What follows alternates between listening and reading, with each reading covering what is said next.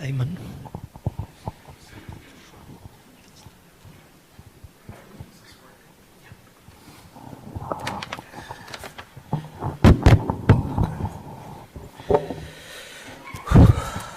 Sorry.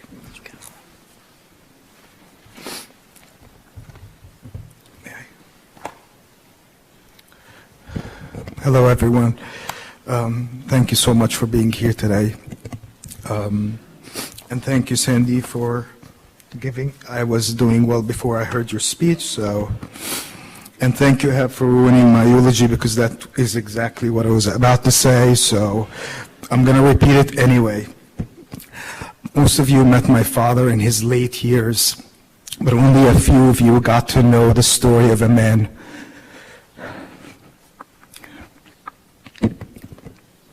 who lived a much longer life before you got to meet him in the US in the early 90s. I will take a few moments to tell you the story of a great man who I proudly call my father. My father was born in Beni Suef, Egypt in 1921. You don't have to do the math. It's 98 years old. My dad came from humble beginnings. His father worked for the Postal Service, and his mother was a homemaker. He was one of 7 children. When he graduated high school, he wanted to go to college in Alexandria. Back then, colleges were not subsidized like they are today in Egypt, but college students had to pay high tuitions for their children, for their education. Since his parents did not have the means to pay for school, his mother had to sell her jewelry to get him the money to pay for the tuition. He started college, excelled as a student, and graduated at the top of his class.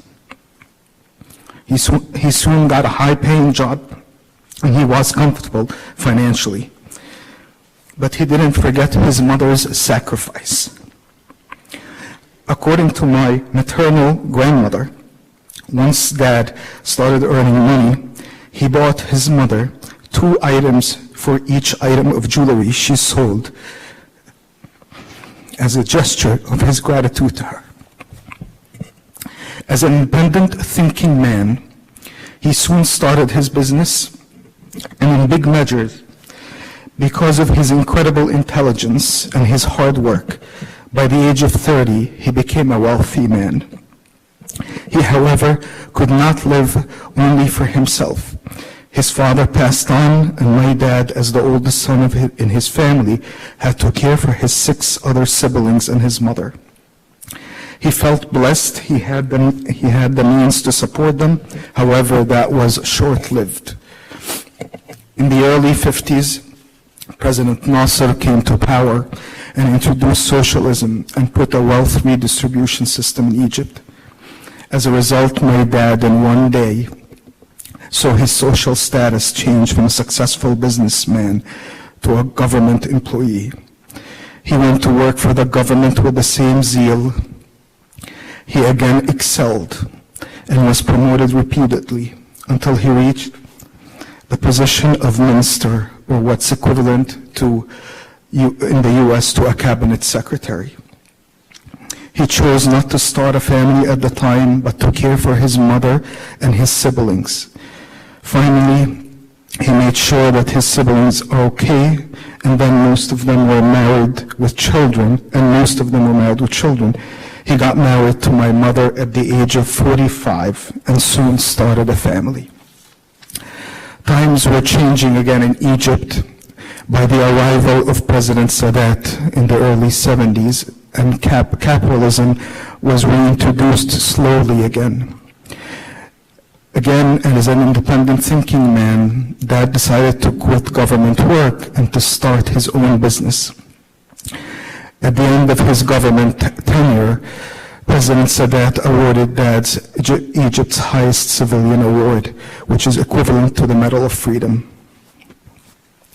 Dad then went on to be a business owner again, with 3 of his close friends, including Egypt's late Prime Minister Abdelaziz Higazi.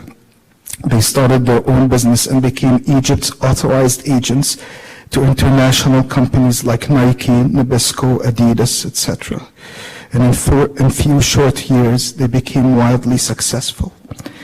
This is the time that I came to existence. As a child, I saw my father as a real-life hero. He was respected, yet loved. He was powerful, yet down to earth. He was strong, yet sensitive. He was responsible, yet playful. He was respectful to others, yet witty. As a child and a teenager, I grew up to 5 facts or constants about the Habib Soliman household. Number 1, Habib Soliman's faith in God is unshakable. My father and my mother adore one another.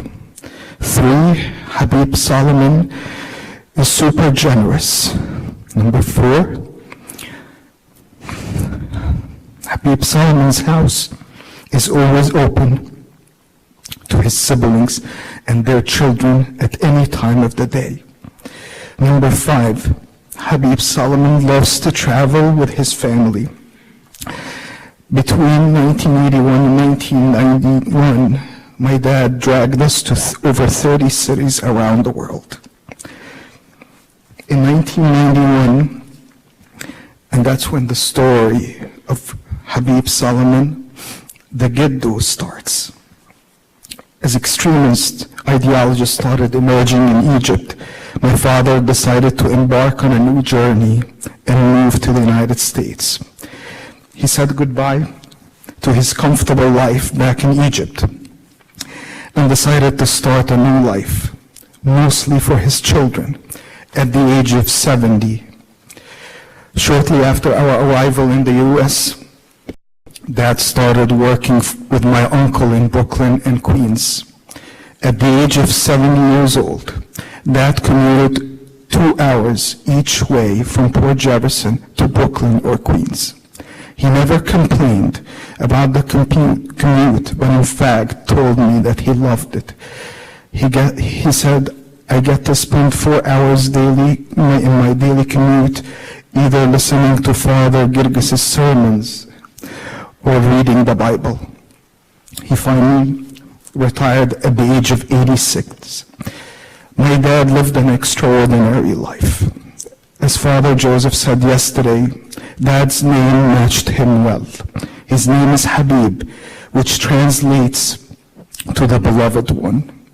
He was loving to everyone and loved by everyone. He was kind and compassionate.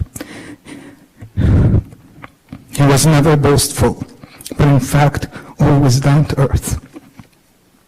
Hatred, anger, vengeance, that did not exist in his book.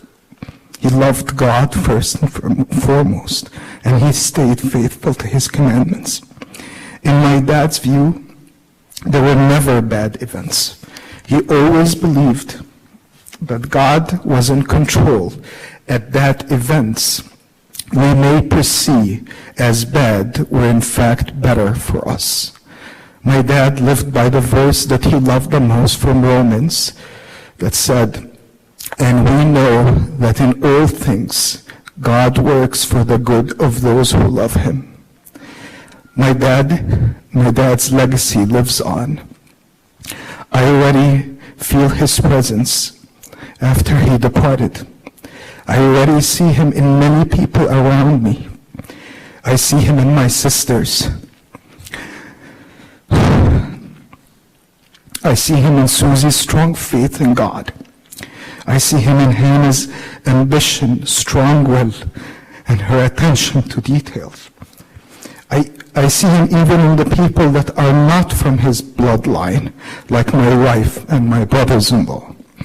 I see him in Vina's unwavering dedication to her family and strong set of principles.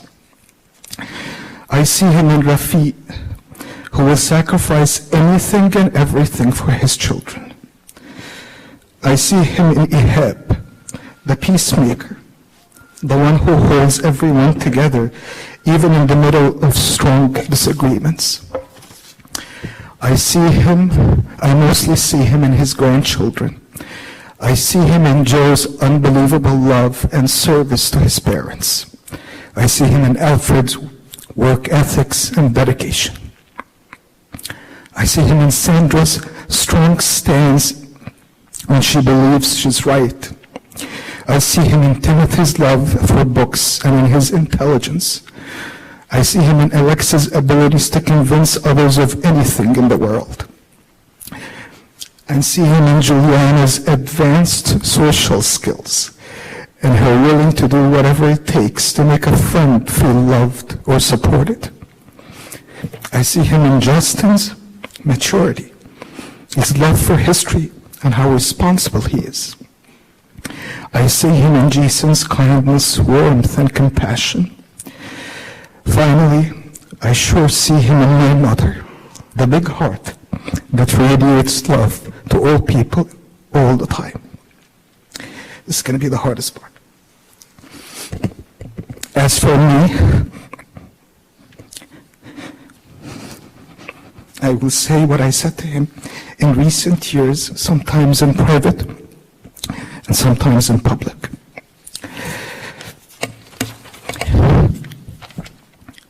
Dad, I am blessed, fortunate, lucky, and most definitely proud to be your son. Thank you for the wonderful life you gave me. I am forever grateful. Rest in peace now, Dad, and until we meet again in heaven, for you have given us your family, yet another reason to long and strive for the heavens, for simply you are there.